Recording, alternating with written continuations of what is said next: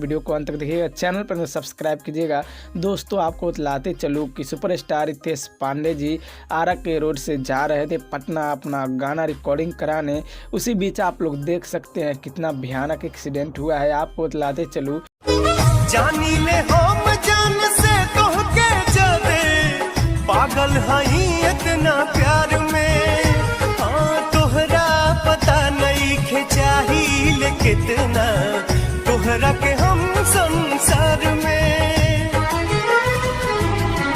ए सजनिया ए सजनिया चैनल पर सब्सक्राइब कीजिएगा। दोस्तों आपको बतलाते चलूँ कि सुपरस्टार रितेश पांडे जी आरा के रोड से जा रहे थे पटना अपना गाना रिकॉर्डिंग कराने। उसी बीच आप लोग देख सकते हैं कितना भयानक एक्सीडेंट हुआ है। आपको बतलाते चलूँ कि रितेश पांडे जी का यह फॉर्चूनर देखिए आप लोग, नक्शा पूरी तरह खतरनाक हो चुका है। यानी दोस्तों आगे का